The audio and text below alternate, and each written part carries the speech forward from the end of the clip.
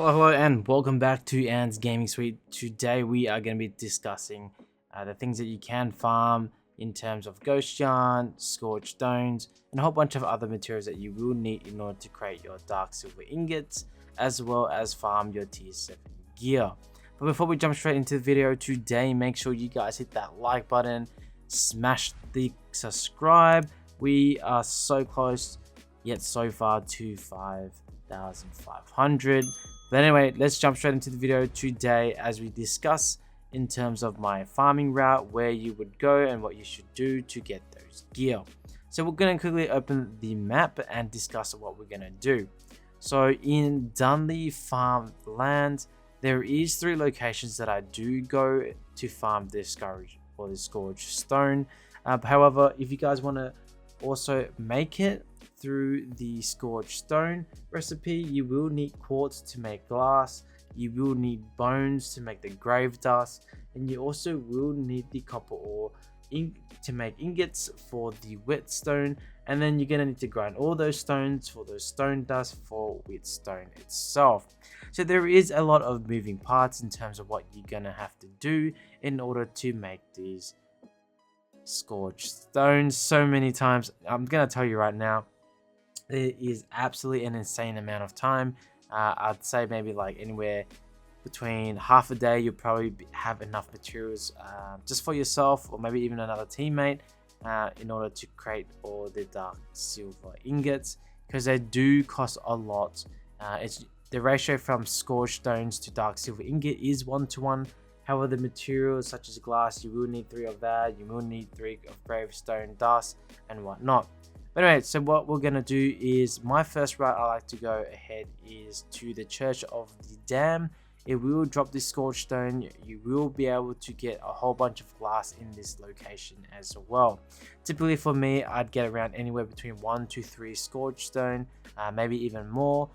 Grave dust, I would get anywhere between, I'd say 5 to 9. I don't think I ever got 10, maybe even more. Maybe, I don't really recall. You will get a shit ton or a whole bunch of bones in this location as well.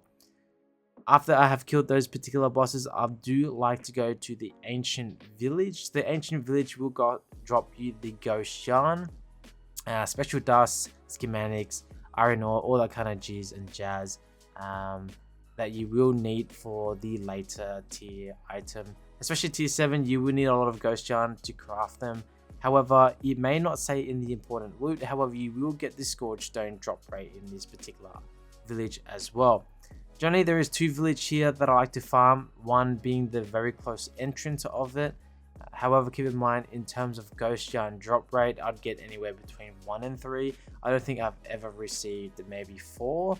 However, that is usually the case.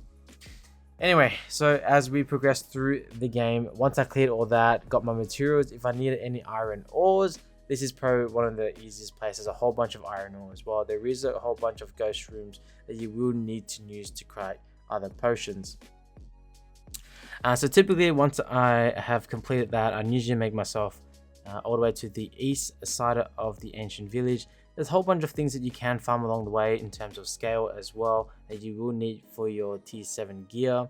However, typically, as I mentioned already, each village is going to give you anywhere between 1 and 3 ghost yarn, a whole bunch of scorched stones, typically 1 to 5. You may even get more. Usually when I finish this run, I would come out with like maybe anywhere between 8 to 15 scorched stones. So that's a pretty good run.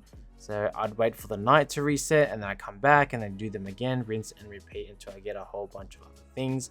If I needed scales as well, I would farm them along the way. Unless I'm going to get PvP, then that is going to be very unfortunate, because all their materials are going to go to waste. Anyway, hope this video guide helps you out. If there are any videos you guys want me to make in specific for VRising, feel free to let me know in the comments section, and I will definitely take a look at it. In terms for next month's video, I will be doing a lot of gaming reviews. Going to change it up a little bit just to give a little bit of variety and see if, you know, gaming review is kind of for me. However, I do love gaming a lot, so I'm pretty darn excited. I'm going to be trying to improve a lot of my content my editing. So hopefully these can be all streamlined. It's, you know, I do have a pretty hectic life at the moment. But anyway, until then, I will catch you guys all in the next video.